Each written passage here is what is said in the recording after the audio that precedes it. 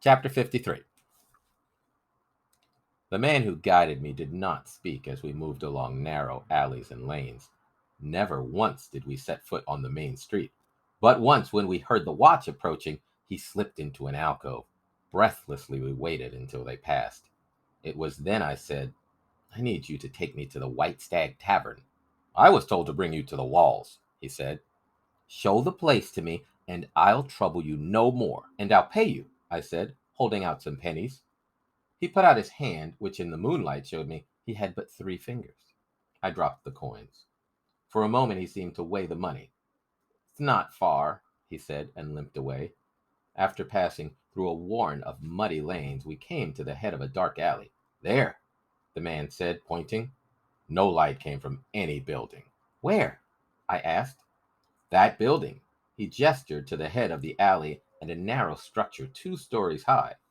I looked at it again, but when I turned back to thank the man, he'd already gone. All I could hear of him was the foot scraping in the dark. I studied the house he had pointed out. It was the moon that allowed me to make out a sign hanging over the door, which bore an image of a white stag, ghost-like in the faint light. Not only did the building seem on the verge of collapse, it appeared completely deserted. I approached the building and rapped softly upon a stout door. There was no response. Reluctant to leave, I put my ear to the door and listened. I heard a sound within. Emboldened, I knocked again. The door creaked open. I saw no one, but a voice spoke. "Who is it?" "I'm Bear's apprentice," I whispered. "He's been taken." The door shut.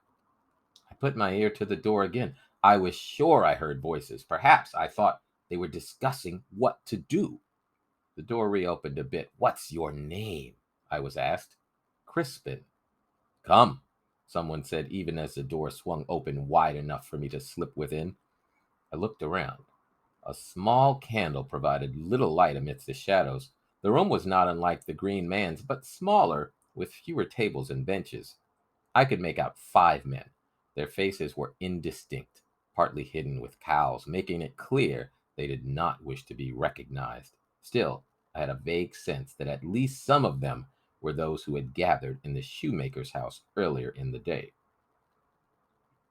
"What brings you here?" I was asked. I was sure it was John Ball who spoke. "Bear's been taken," I said. "By whom?" "The soldiers, the ones who came to your meeting." "Do you know where he is?"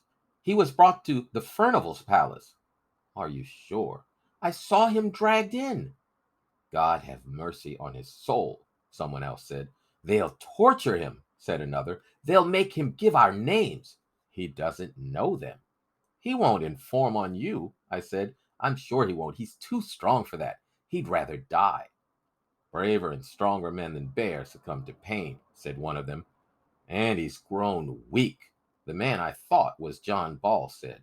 "When we met a year ago, he was ready to join our brotherhood. Since then, he's altered his mind." I said, "He says things are not ready." "How would a juggler know about such matters?" someone asked.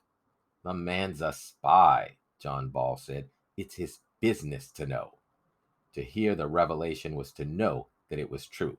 The only part of my surprise was that I had not thought it out myself. Then John Ball said to me, "Why did you come here?" "I need to help Bear." "You can't," said another. "The palace is too well guarded. Besides, they'll have put him in the dungeons." "Boy," said John Ball, "Bear told me you're Lord Furnival's bastard son. You were most likely the reason our meeting was discovered. Didn't Bear turn away from our brotherhood?